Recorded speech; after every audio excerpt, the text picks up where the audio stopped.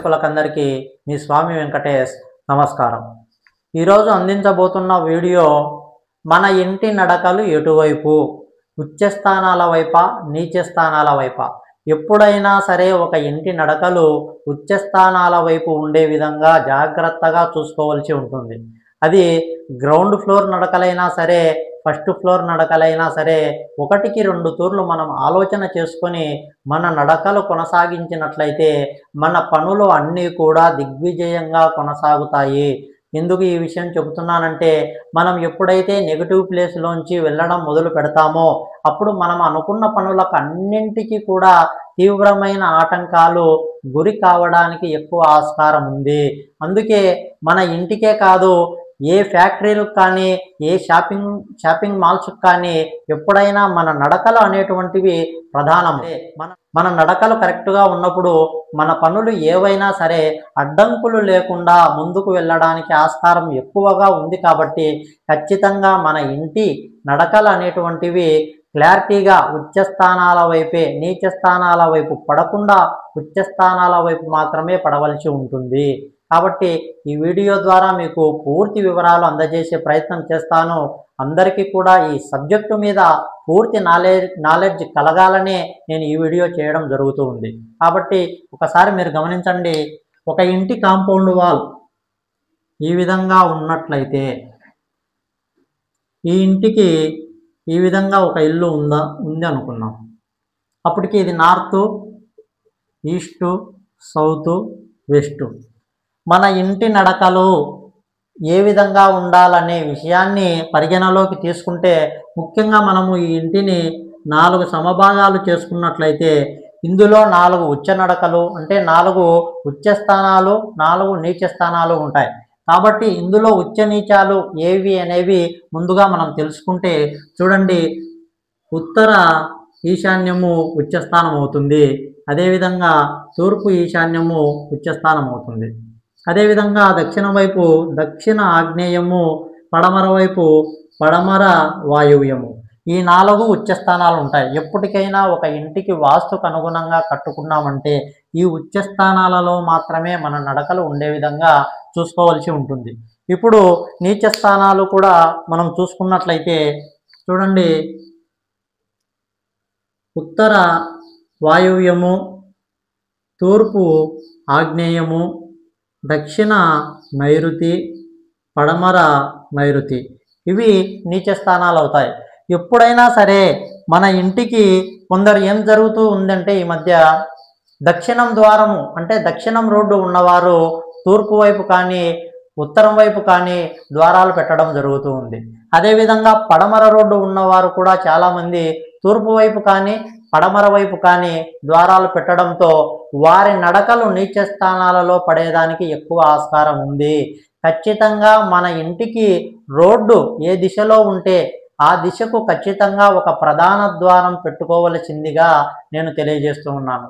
ఖచ్చితంగా వాస్తుశాస్త్ర ప్రకారం కూడా మన ఇంటికి పాజిటివ్ లెవెల్స్ పెరగాలంటే ఆ ఇల్లు ఖచ్చితంగా ఏ రోడ్డు అయితే ఉందో ఆ దిశకు ఖచ్చితంగా ఒక ప్రధాన ద్వారం పెట్టుకోవడం అనేది తప్పక పాటించవలసినటువంటి ఒక నియమంగా నేను తెలియజేస్తున్నాను. ఇప్పుడు మనం చూడండి, ఈ ఇంటికి ఇది ఉచ్చస్థానం అయినప్పుడు ఈ విధంగా మనము ఉత్తర ఈశాన్యంలో పెట్టినప్పుడు మనం ఎప్పుడైనా సరే పడమర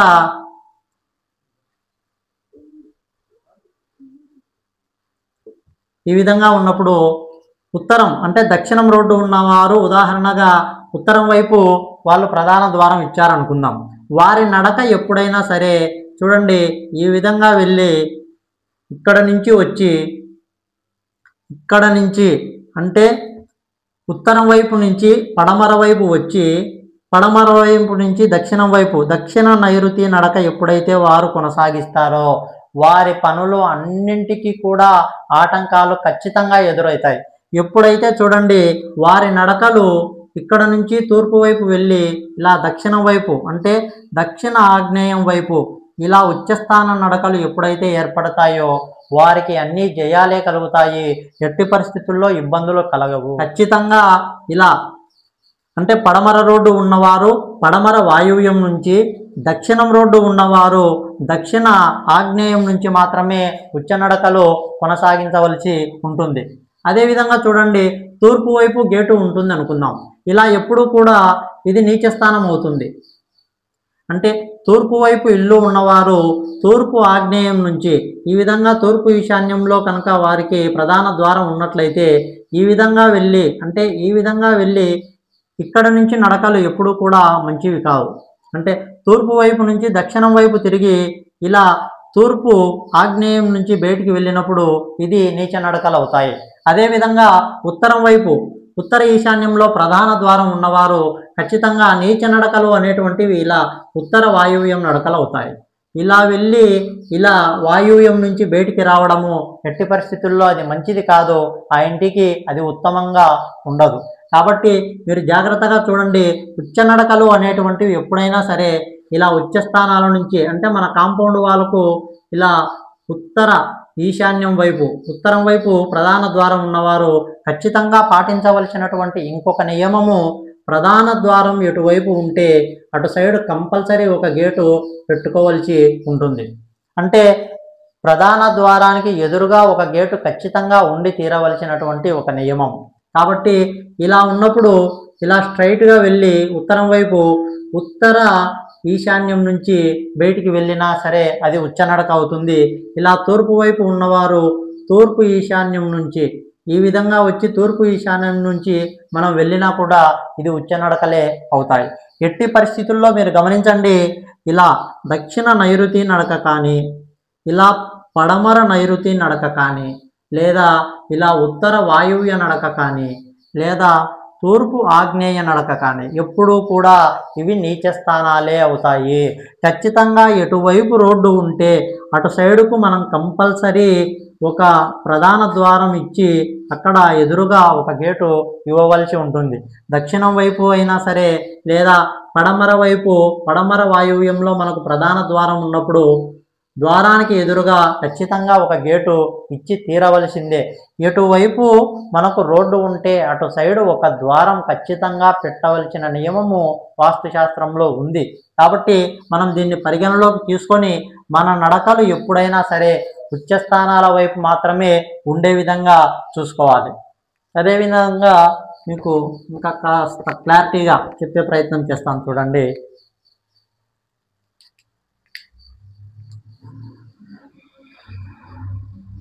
ఈ విధంగా ఇల్లు ఉందనుకుందాం.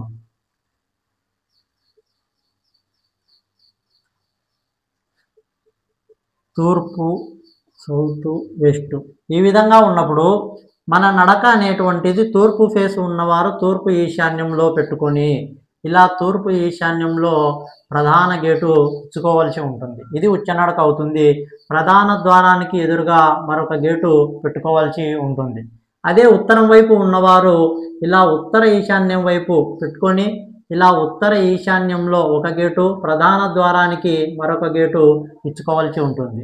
అదే దక్షిణం వైపు రోడ్డు ఉన్నవారు దక్షిణ ఆగ్నేయంలో ఒక ద్వారం పెట్టుకొని దక్షిణ ఆగ్నేయంలో కాంపౌండ్ వాళ్ళకు ఒక గేటు ఇచ్చి ప్రధాన ద్వారం ఎదురుగా మరొక గేటు పెట్టుకోవాల్సి ఉంటుంది.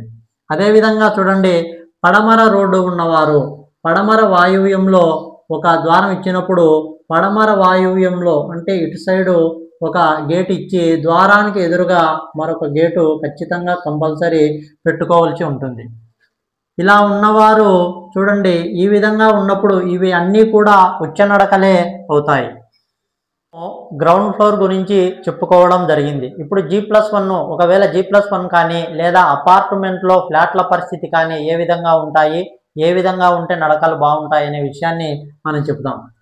ఇప్పుడు ఇలా టోటల్ ఒక అపార్ట్మెంట్లో అంటే ఒక ఫ్లోర్లో ఈ విధంగా ఒక ఇల్లు ఉంటే టోటల్ ఈ ఇంటికి ఇది ఉచ్చస్థానం అవుతుంది ఉత్తరం వైపు ఉంటే, లేదా తూర్పు వైపు ఉంటే ఈ విధంగా తూర్పు ఈశాన్యము ఉచ్చస్థానం అవుతుంది. ఎప్పుడైతే ఈ ఇంటిని 3 భాగాలుగా మనము డివైడ్ చేసామో అప్పుడు 3 పోర్షన్లుగా ఇది మారుతుంది. ఎప్పుడైనా సరే మన నడకలు ఈ విధంగా 3 పోర్షన్ల వారీగా ఉన్నప్పుడు ఏ పోర్షన్కు వారు మాత్రమే ఉచ్చస్థానాలను చూసుకోవాల్సి ఉంటుంది. ఎట్టి పరిస్థితుల్లో టోటల్ అంటే టోటల్ బిల్డింగ్కు మనము ఉచ్చస్థానము నీచస్థానము చూసుకోవాల్సిన అవసరం ఉండదు. ఏ పోర్షన్కు వారు మాత్రమే ఈ విధంగా ఉత్తరం వైపు ఉంటే ఉత్తర ఈశాన్యము ఈ విధంగా చూసుకుంటే సరిపోతుంది.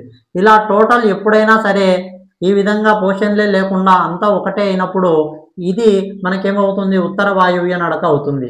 ఇది నిషేధం అనుకుంటాం. కాబట్టి ఎప్పుడైనా సరే పోర్షన్ వారీగా మనం చూసుకున్నప్పుడు ఏ పోర్షన్కి ఆ పోర్షన్ మాత్రమే ఉచ్చ నీచ నడకలు చూసుకోవాల్సి ఉంటుంది.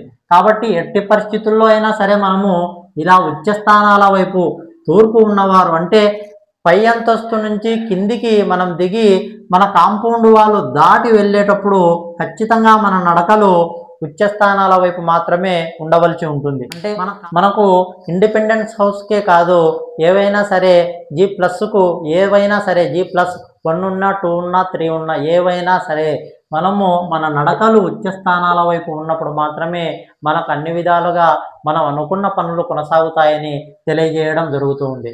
కాబట్టి ఈ నడకల విషయంలో మీకు క్లారిటీ వచ్చిందని భావిస్తూ నా పేరు స్వామి వెంకటేష్. వాస్తు జీవనం. నమస్కారం.